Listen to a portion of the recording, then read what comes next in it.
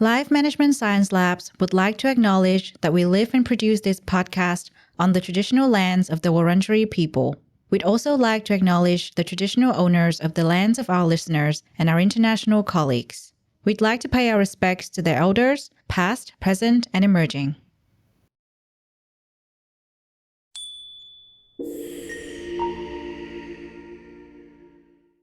Hello, everyone, and welcome to Sero, the Happiness Science Insights podcast produced by LMSL, the Life Management Science Labs.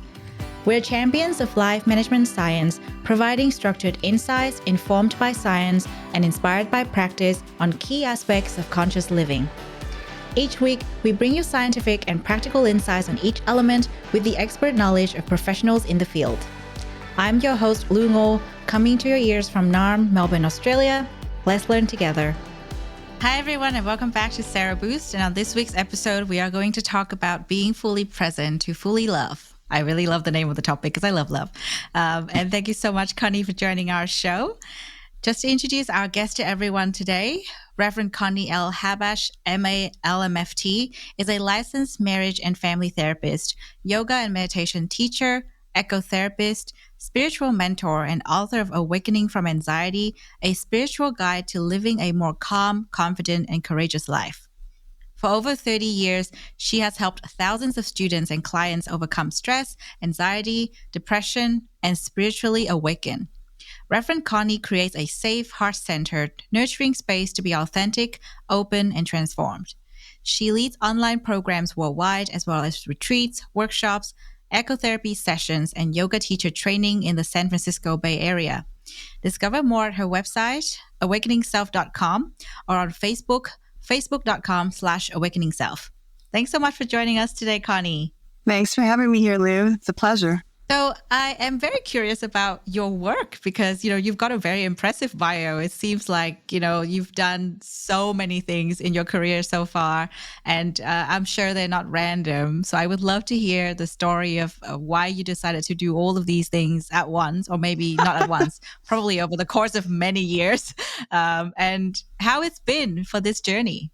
I do a lot of different things, and sometimes it kind of boggles me, all the things that I have my hands dipped into. But to me, it's weaving everything together that matters to me. I've always felt like I've been on a spiritual path in my life. That's a big part of what brings me joy and happiness is connecting to something greater than me. For me, I call it the divine. And that kind of guided me into graduate school. I wanted to do something that made a difference to the world and that I felt was serving a higher purpose. And so that attracted me to psychotherapy and especially transpersonal counseling. So that's spiritually oriented counseling. But as I entered into graduate school, I found yoga. And that sort of brought in the body and the body, mind, spirit, heart, all of the things together. And so for many years, I was weaving together. My yoga classes were kind of like, some people called it yoga church or their therapy session on the yoga mat. And my counseling sessions brought in breath and awareness of the body, as well as obviously thoughts, emotions, and processing through challenging and difficult things in our lives so that we can be happier. And then as the years passed, I really wanted to connect more to nature. And I had a daughter. I still have a daughter. She's 19 now. But when she was young, I really wanted to give her what I didn't have as a child, which was a real sense of safety and an abiding sense of home and connection with the natural world. So I started taking her with me on these deep nature connection experiences in community, kind of like a tribal thing. And that brought in my love for ecotherapy. And so now I weave everything together, especially in my retreats, my workshops, my online programs, where we're connecting body, mind, heart, spirit with a connection to nature and being a part of this planet that we all live on. Oh, beautiful. Well, thank you for sharing that story. I think it's really interesting because I think this is probably the first time I've met someone that sort of weaves everything together in that sense, like from your background, from what you think is important to you to seeking higher education and then learning even more and, digging in around different areas. So honestly, there's so much that we're going to be able to talk about today. So let's not get ahead of ourselves. So before we get into our topic, we have a little section we call Have You Met Connie? Here is our section to get to know you better through some of the things that you love. My first question to you is, what's your favorite book?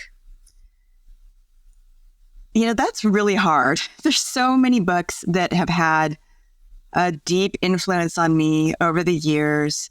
I'm thinking back to one of the first books that sort of blew my mind and had me look at the world and my life very differently was Journey to Ixtlan by Carlos Castaneda. I don't know if any of your listeners have ever read any of Castaneda's books, but they were, they came out I think in the early 70s, and they've been very popular for decades. And it's really this story of this young man who wants to study psychotropic mushrooms and things like that. And so he goes to a master of that down in Mexico, a Huichol Indian master named Don Juan. And Don Juan, yes, he teaches some about that, but more about looking at the world through completely different eyes. And awareness of energy and awareness of things that we don't pay attention to in our normal consensus reality day-to-day life. And I read that book my senior year in college with my sociology professor, and it blew my mind. It had me looking and questioning things in my life, things that we take for granted. And is that really true? Is that really the nature of reality? Or is there's something much more to reality than what we're seeing and perceiving based on our ordinary, everyday way of looking at things? So that was really an influential book for me. And a more recent book that was really influential to me is called Braiding Sweetgrass by Robin Wall Kimmerer. And she is a Indigenous American who's also happens to be a biologist and professor. And the stories that she wove together in her book about the land, about her connection to the plants and the animals and the service to the world and helping the planet heal, even at times when it feels so daunting and so difficult to do. And her native Indigenous wisdom is just a tremendously moving book. She's an amazing storyteller. And incidentally, my daughter is in college and she majors in environmental science, and it's her favorite book and her favorite author. And I found out about it from her. So that's been a more recent favorite inspiration, but I've had many books over the years that have deeply affected me. Yeah. Well, thank you for sharing not one, but actually two recommendations for our audience. So what about a movie you've enjoyed recently? I don't watch a lot of movies. There's a lot of movie going out there outside your door, just stepping out into nature and seeing what's going on there. But the last movie I saw, I believe, was over the summer. I was visiting a friend actually up the hill from where I'm staying right now. I'm staying out in the countryside at a horse ranch currently. So you're seeing, this is a barn wall right behind me. And it was over the summer, and we went to this outdoor movie where lots of people from the community were gathering on the grass. And it was Song of the Sea, which is a lovely animated film set in Ireland. And it's about magic, and it's about grief, and it's about having the courage to do what you don't think you can do, and about keeping magic in the world, and about love. And it was, I cried and everything, but it was really awesome to see it outdoors with the community. And people were bringing food, and we were talking with our neighbors, and it just felt like a sense of connection was happening around seeing this movie together, which you don't really get in a movie theater. It's dark and everyone's kind of sitting by themselves, and we're all just kind of, in our zone. But this was like, we were all having an experience together as a community and sharing in it. And that felt as beautiful to me as the movie, which was really moving and touching. Yeah. Oh, I love that. I think it kind of reminds me of the Moonlight cinemas we have here in Melbourne in the summer. And yeah, it's actually way better to watch a movie that way, so you remember it even longer, right? Because it's about the experience too, not just seeing the movie. Exactly. And under the stars together, and it's just beautiful. Yeah. Well, great. Thank you for sharing that. I don't think I've seen that movie, but it sounds like a great recommendation. Highly recommended. So, beautiful. Yeah, sounds great. And next up, I would love to ask you about podcast. Now, I know a lot of our guests actually are not podcast listeners. So I wonder if you are actually a podcast listener. And if you are, which is your favorite show? I am not a podcast listener. So I'm, more of a meditator and spending time outdoors. But I listen to a lot of books, recorded books, audiobooks. So that's kind of my podcast experience, is listening to audiobooks. And currently I'm listening to Emergent Strategy by Adrienne Marie Brown, which is a fantastic book about how you can really make effective change in the world, and new ways and new systems of change that are not linear and hierarchical and patriarchal, but more inclusive. And I'm learning a lot. So recommend that book too. Yeah, well, great. Thank you for sharing that. And I do love listening to audiobooks. It's really good.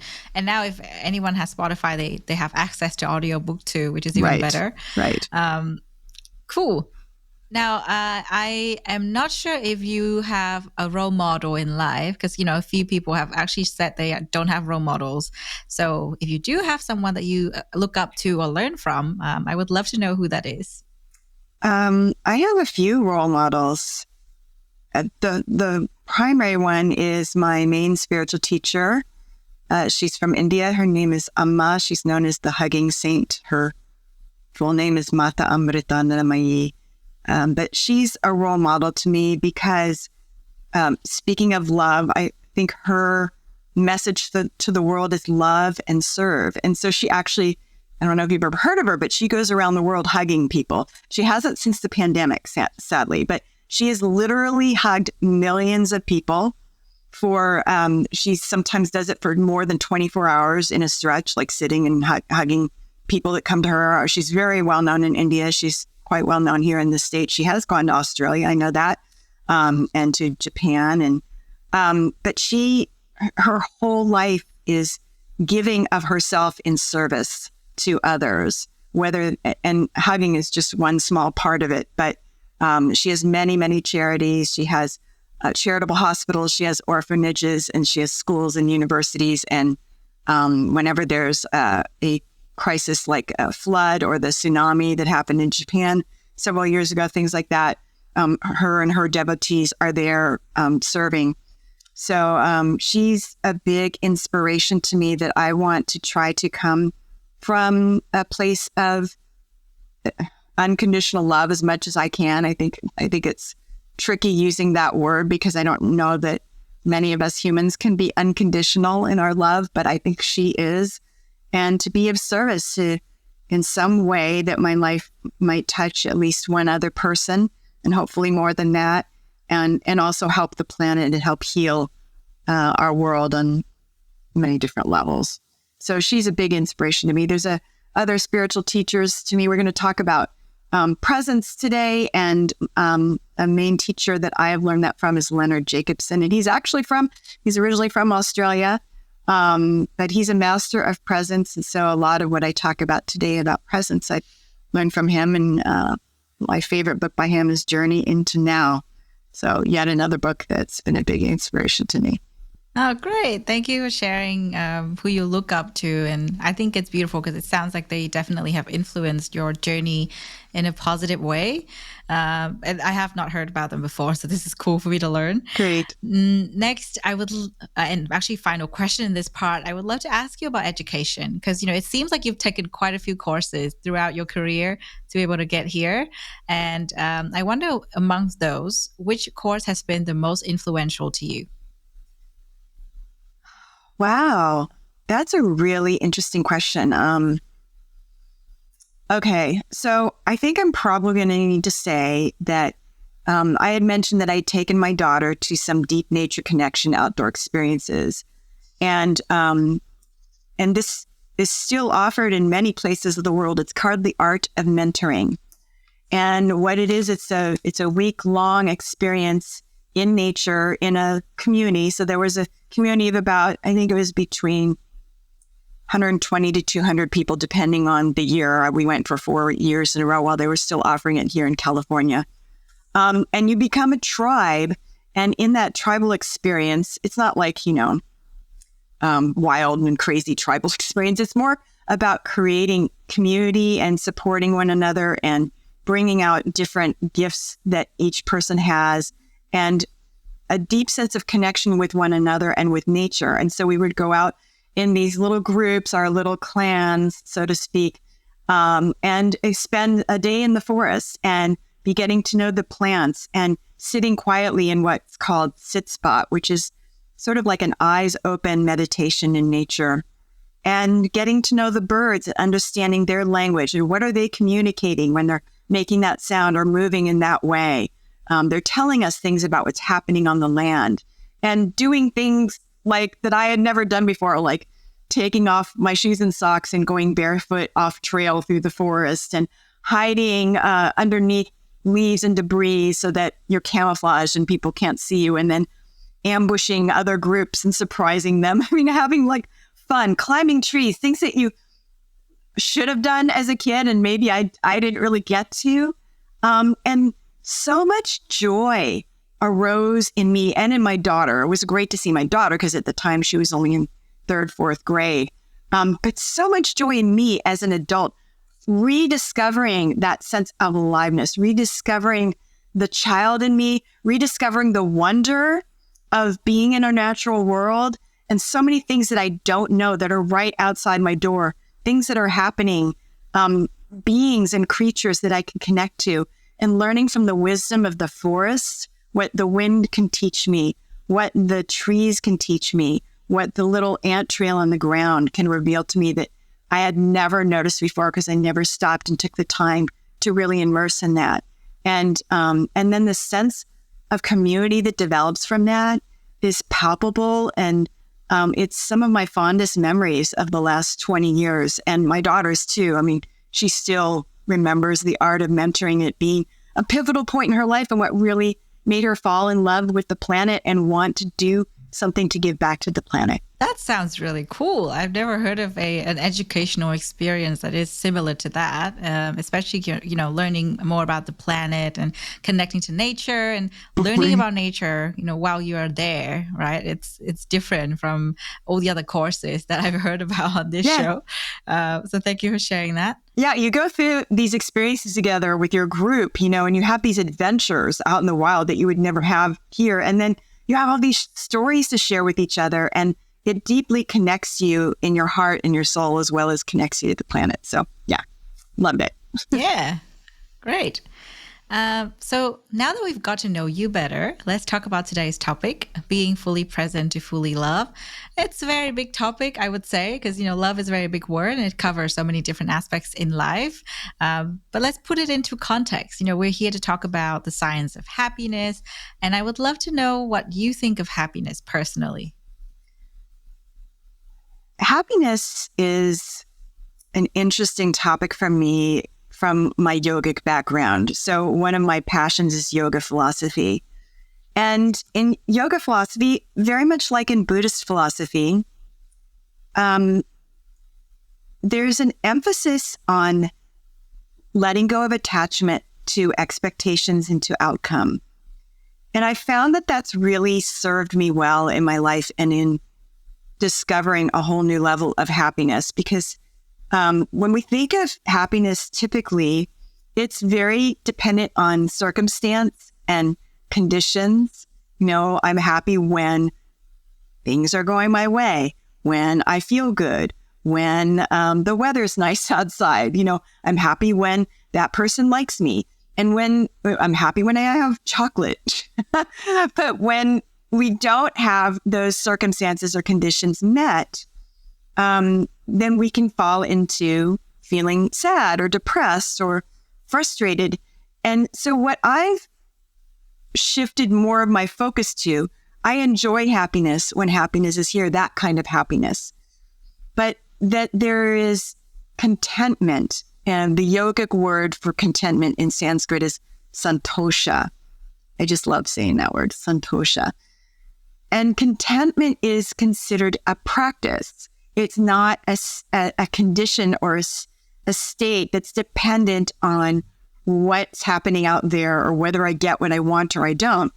It's something that we're cultivating within ourselves, that there's a level within me that no matter what the circumstances are, is okay, that can be satisfied to some degree with how it is right now. The very simplicity of being here with you, Lu, and just being in this, to me, a meaningful conversation. But also I could be sitting and just breathing. And I can find some contentment in that. I can be, going to sleep at night, finding contentment in that when I let go of expectations, sitting in traffic.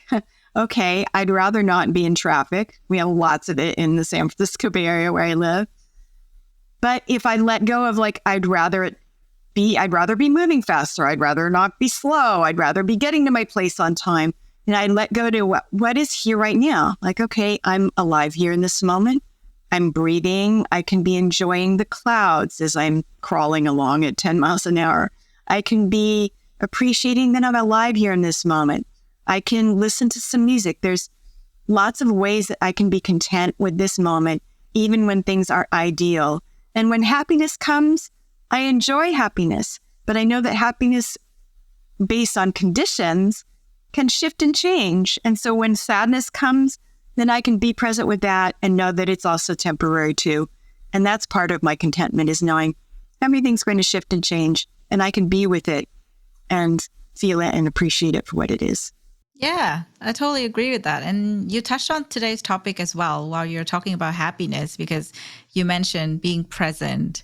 And, while it's important to happiness from that perspective, it's also important that we are fully present so that we can fully love, just as the topic of today suggests.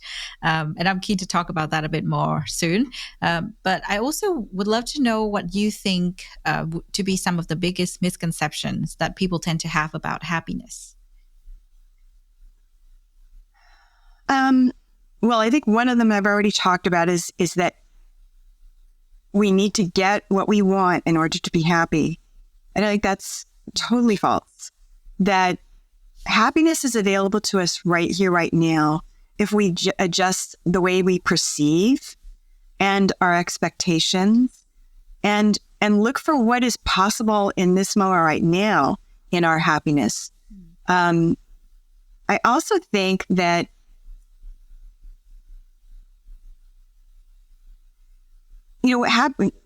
related to our topic of presence, happiness is not something that happens in the future or happened sometime in the past. It may have happened sometime in the past. But if we keep focusing and looking back on it, but I was so happy then, we lose what we have here right now as the possibility for our happiness right now. And if we keep thinking it's somewhere in the future, we're likewise not able to connect with what is available to us right now. Maybe right now in this moment, just a simple yoga pose can be enjoyable, what can bring me enjoyment right now? What can bring me aliveness right now? What can bring me more into the present moment right now? What can foster a sense of connection, whether it's connecting to you, Lu, whether it's connecting to, the rain that's falling outside my little barn here where I'm staying in, or the clouds that are up in the sky, or the horses that are here on the property. There's things all around us in any given moment. It might be even the person. In fact, today, I'll give you an example. My daughter and I, we had gone out to lunch, and we left the restaurant, and there was a lot of homelessness in the area where we ate. And there was a homeless man sitting there who had the sign, food. And we almost walked by, but I had leftovers with me, and my daughter just said, Mom, aren't you going to give him your leftovers? And I realized that I hadn't even occurred to me. And so we went up to him, and I gave him to him. And my daughter stopped a moment to talk to him and asked him his name, introduced herself, got to know him a little bit. And that brought her so much joy to connect to someone, to a stranger, and to make them feel like they mattered in that moment. It wasn't about her getting what she wanted. It wasn't about her needing circumstances to be right. What brought her happiness was making a difference in someone else's life and connecting to them and showing that they mattered to them. So there's all kinds of opportunities around us in any moment for us to discover happiness, and we just haven't seen them yet. And it's to open our perception to what's possible. Yeah, absolutely. I think that's beautiful. And, thank you for sharing that story about your daughter and the experience you've had with her.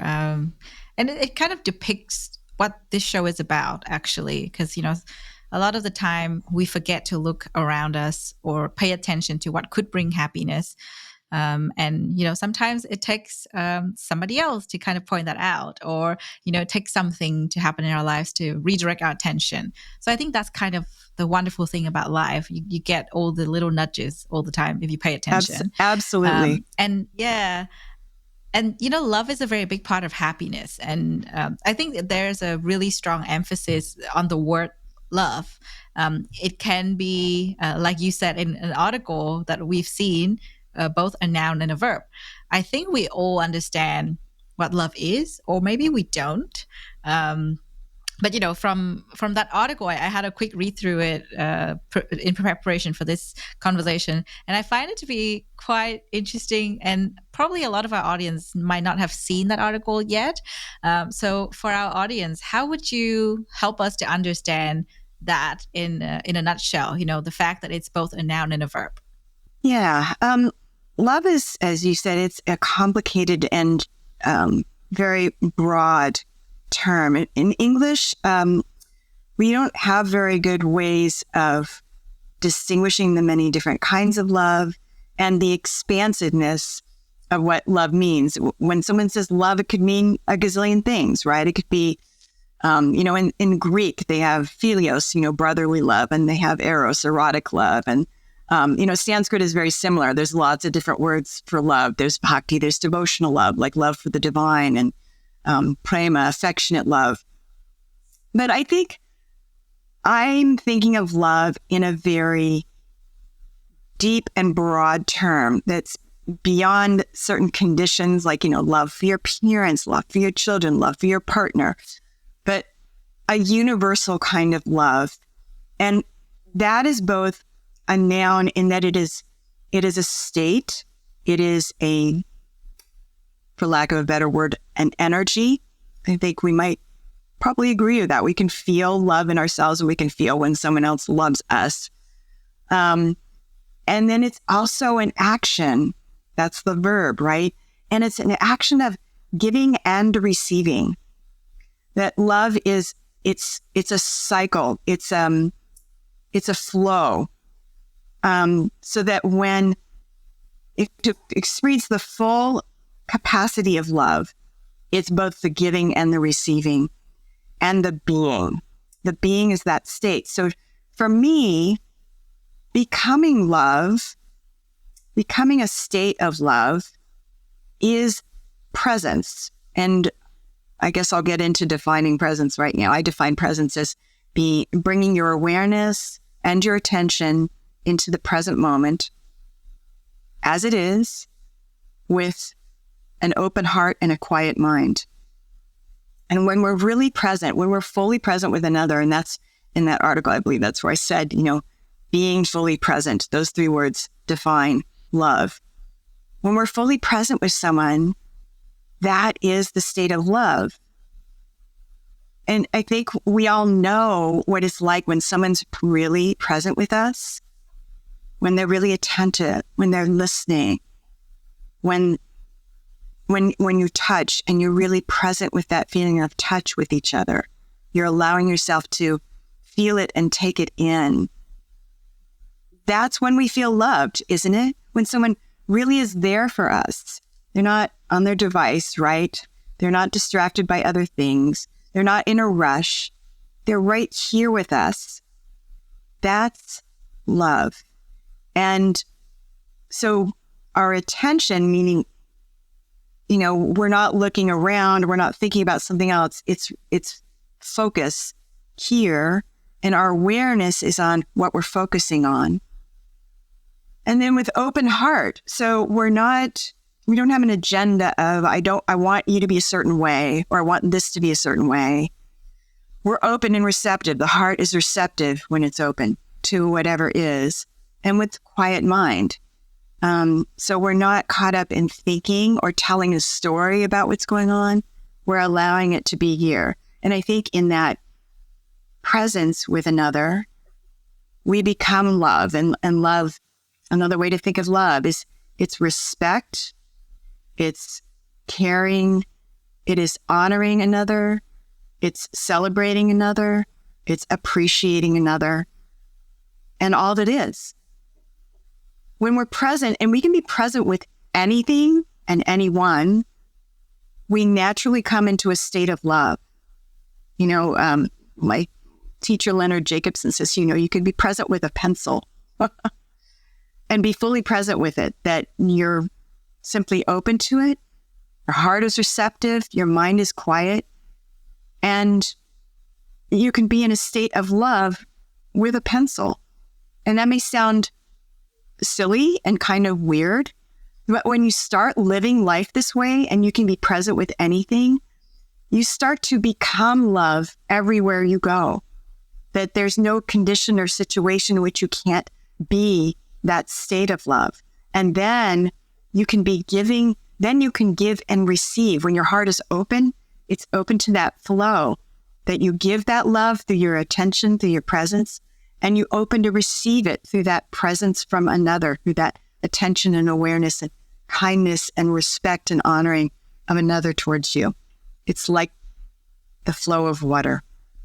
So I think I took us on a journey there with some of my thoughts about love and presence. Yeah, no, I think it's good because, initially I wanted to ask you about love, based on what you wrote in your article. And then obviously in that article, you mentioned being present as well. It's a very big part of it. And that opens the door for another question that I have, because, you gave the example of the pencil. And yes, probably a lot of people in our audience might start What's that about? Being the fact that, what is that being about? Present with the pencil. They probably have a very different understanding of love, as we all do. Like, even for me, when you said that, I was kind of like, oh, now I'm thinking about it. Like, being present with a pencil and then becoming love myself, that's like a new thing I didn't think about before. Mm-hmm. And I guess that leads us to the question of, what about the different kinds of love then? Because it sounds like it's not just the traditional approach of understanding that love is romantic. And, there are other kinds of love out there that we probably don't pay attention to. Now, I think it's quite clear, you have love for family, you have love for your friends, you've got platonic love with certain people and places even, like it's quite broad. But from what you're telling me and what you're telling the audience, it sounds like it's even more than that, given your perception of love. So what do you think would be some ways we can view this concept? What are some kinds of love that we should know? Love can be an experience of sitting out in nature by a river, feeling the wind on your skin, smelling the scent of the moist earth as the leaves are decomposing in it, hearing the sound of the bird song of, say, a dark-eyed junco, which is a sweet little bird that's near me. And as you're connecting to all these things and taking it into your senses and allowing yourself to immerse and be there, be fully present there, you begin to feel like you are a part of all of that, not a part separate from it, but whole, one with everything that is around you. And this overwhelming state of love can emerge in you because when you allow yourself to be really present and connected, so presence connects us, right? If you're talking about with a partner, with an intimate person, presence really deeply connects us to that other person so that we feel a sense of oneness. We start to feel a sense of connection. Well, there's no limit to that possibility. We can feel a deep sense of connection to the earth. We can feel a deep sense of connection to friends. We can feel a deep sense of connection to a place, which I was just sharing with you, and to our planet. And I think this is part of why we've gotten ourselves into the big mess we're in with the state of our planet, the ecological distress and disasters that we have, the climate changes, because we've become disconnected to the earth, disconnected from each other, even disconnected from our own selves. And we can come into that presence in the present moment and start to feel a sense of connection. And when you feel connected to someone or something, you care about it, don't you? So if people start feeling connected again to the earth, like the indigenous peoples have tried to teach us, you'll naturally love the earth and want to do your part in healing it and making the changes that we need to on the planet.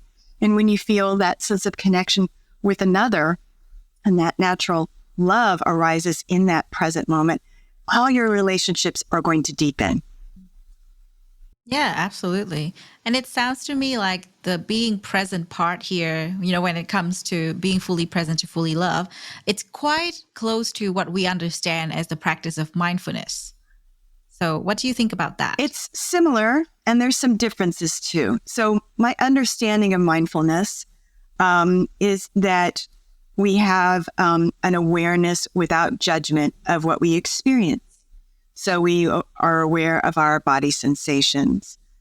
We are aware of our emotions. We are aware of our thoughts. We might be aware of the wind blowing. I'm hearing wind outside right now. Without any judgment. But we might still have the thoughts going on, or obviously still the emotions going on. And so I do use mindfulness in my work with my clients and with myself and in the groups that I lead. Presence goes a little bit beyond that, because presence is actually intending to be so connected with the present moment and whatever our object of a presence is, so for example, that the mind becomes silent, that we're not actually attending to the thoughts in our mind. We're attending to be fully present with, I'm looking at a rose that's sitting on the table across from me. So it might be I'm fully present there with the rose without a story about the rose, because, we have stories about everything in our mind. We have stories about other people in our mind. And that gets in the way of us actually being present with them and connecting and having deep love. Like the story of, oh, they did that and they said that and they used to be that way with me. And, why don't they do this with me? And, and oh, I really want that. And are they going to do this? Or do they think this about me? Right? We have all these stories. Yes. Mm-hmm. So mindfulness is this non-judgmental awareness of our experience, of internal experience and external experience of things around us. Whereas presence is really being fully, the heart open and the mind very quiet and fully engaged with that which we're present with. And in that state, when we're really fully present, love naturally arises. And then that circulation of love between you and the person you're present with can happen, the giving and the receiving of that presence, that respect and caring and appreciation and honoring and celebrating of one another is that circle of love that happens when we're really present with one another. That's great. Thank you for that. I think it's quite tricky to understand the difference, especially because the two concepts are quite closely related, as you said yourself. So it's good that you helped our audience to understand the difference. And now that we've discussed this concept at length, I think it's about time we get a bit more practical. So let's go into our practices and habits section and share something with our audience that they can take away from today and actually try it themselves. So I would love to know about a practice or a habit that you potentially might have done yourself to actually be fully present and cultivate love in your life.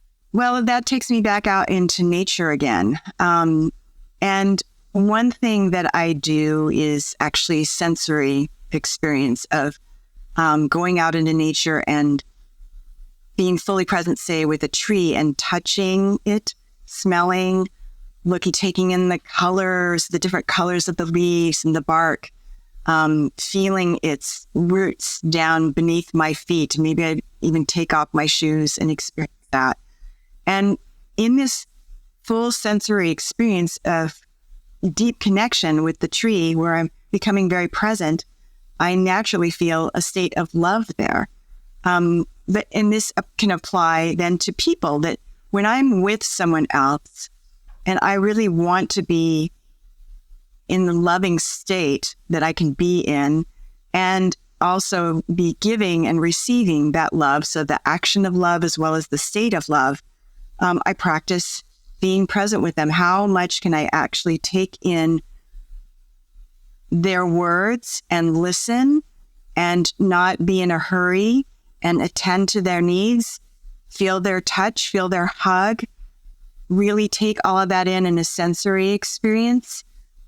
These are practices that I do all the time when anywhere that I'm doing anything. If I'm washing dishes, I have an opportunity to be fully present there and in myself and connected to myself as I'm washing the dishes. So I'm noticing what I'm sensing, what I'm feeling, and being fully present with this moment with myself.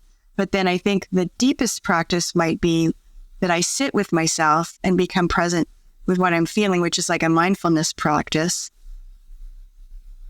and simply allow myself to feel it in my body without the story in my mind, and feeling the sensations of the emotions and letting them move through me and wash through me. And as they do, as I stay present with that, then I start to hold myself in an unconditional, non-judgmental space, like mindfulness, but with my mind quiet and my heart open, so that I can experience a new sense of who I am in that moment, beyond all the stories that I have about myself or about those particular emotions. Yeah, that's a great practice. And I think it applies to a lot of different contexts. So it's just like you were saying, right? Like even whether it be in nature or with another person, I think this is something that we can all try. And, it might be hard at the beginning. So I think it's definitely worth a shot, even just for like a short interaction, right? Because a lot of people are kind of hesitant when it comes to trying something that requires a lot of attention, and being fully present is definitely challenging, especially when we have a lot of stimulations around us. So I think it would be good to also know, if we are trying to cultivate more love in our lives, of course, we're not just talking about intimate relationship, romantic relationships. We're talking about all kinds of relationship with other people, with other things, with nature, with our planet even. What would be something that you would combine this with to kind of keep it going consistently? Because, trying to be fully present might be challenging. Would be something else? Would there be something else? It is really challenging. Right. It's not our typical way that we operate, right? Especially in modern day culture, we're filled with distractions, right? We're filled with all kinds of things that can entertain us, and we can easily get caught up in that, or, the news, right? So first of all, there's going to be a challenge with all the distractions that go on. And secondly, the challenge of expecting us to do it perfectly, or am I doing it right? A lot of times we're worried about, am I doing this right? Am I being present correctly? Am I being mindful correctly. And what's nice about mindfulness is the lead into presence is that it's non-judgmental. So you can just notice those thoughts. So my presence teacher says we're either present or we're noticing what's in the way of presence. So to let go of perfectionism, don't expect yourself to be perfect, and do it in just short little bits of time. Like for a few moments, can I be present with my breath?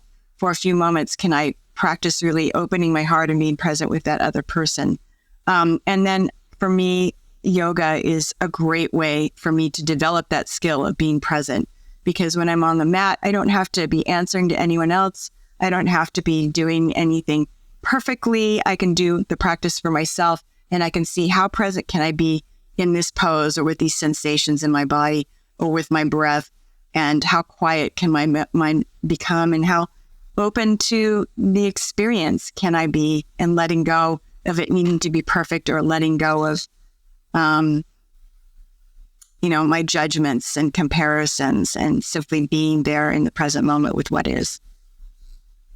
It could also happen like, if you're walking, if you're running, you're doing other kinds of exercise. I like doing indoor climbing, being present there with that. And the more we can be present in ordinary situations and with ordinary things, the easier it is to be present with an actual person. That's the hardest part, because that's where we tell the most stories and distract ourselves and go into judgments and worry and fear and all of that kind of stuff with another person. So practicing it in simple ways, with less demanding things than another human being, makes it easier to come into that present moment with another person and really be in the space of love with them. Yeah. Wonderful. Well, thank you so much for sharing that practice and for helping us to address some of the challenges. And since we're approaching the end of the podcast, now we've got open mic, and this is your platform to talk about anything you are passionate about. And I know you've got a topic in mind already. So take it away, Connie. Well, I was already bringing up our connection to nature as vitally important for us on the planet right now. And that's why I do ecotherapy work. So ecotherapy is basically healing and transformation with nature as a co-therapist. And so I take people out into nature and retreats and workshops and groups and individually. And it's vitally important that we all get reconnected to nature again. And that can be hard for people that live, say, in more urban areas. You might be living, up on the 15th floor of a building and not have easy access to nature. So in simple ways, like with a house plant, with the element of water, we all have water flowing through our faucets. This is an element of nature, and our bodies are made up of water. And when it rains, like it's raining outside right now, connecting with aspects of nature, we cannot be separate from nature. It's not possible to, even though we might believe that we are when we live in a city. But our body is made up of the water that came down in those rains and flows through those rivers. The breath that we're breathing was blown across the planet through the currents of air to reach our lungs and was exhaled by plants, by trees, maybe in the Amazon forest or in the rainforest there in Australia. And the food that we eat, we can't live without the plants and animals that are on this planet. And so as we reconnect to the planet and start to see that we are part of this, this is our home. How can we be separate from this when the gravitational force of the earth is holding us to her, and that we walk upon her, even if it's underneath the cement? And so by getting outdoors in nature as much as we can, I think, and spending time listening to birds, watching clouds, being by a body of water like the ocean, we start to realize this is the planet that we live on and that our very body and our very life is dependent on. And when we start to feel more of a sense of connection and practicing presence in nature, deepens our sense of belonging, that we feel like we belong here on the planet again. And then, like I mentioned, I think earlier in this, when we feel that sense of connection and belonging, we want to do something to heal our home. If our home had a leak in the ceiling, we'd definitely keep fixing it, right? So as we're connected to the home that we live on, we'll want to take more action and do things that help support the earth more, like make changes in the products that we buy, in reducing our plastics, in maybe going out and helping to clean up a beach near us. All of these things are ways that we can reconnect to the earth and make a difference. And I think it's vitally important for us. Yeah, what a great message to close with. Thank you for sharing that. And if our audience would like to find out more about your work, where should they go? My website is awakeningself.com. That's S as in Sam, E-L-F as in Frank, like yourself, Awakening Self. And I have lots of videos and other podcasts that I've been on, and my blog and my upcoming events, which are online and in person. Yeah, thank you. And thanks for joining us from the farm. You know, I know it's a very different setting compared to usual, but I'm glad we could make it happen. Yeah, thank you so much, Lu. I appreciate it. You have been listening to Sero Boost, the Happiness Science Insights podcast produced by the Happiness Science Labs, a division of LMSL, the Life Management Science Labs. More episodes are available from 10 life management perspectives and can be found by searching LMSL on Apple Podcasts, Google Podcasts, Spotify, YouTube, and other podcasting apps available on your devices. If you enjoyed this episode, please rate, share, and subscribe to our channel so that other people can find it and we can continue to provide quality content. More of our work can be found on our website, ha.lmsl.net, where you can join our movement. I'm Lu Ngo. Thanks for tuning in.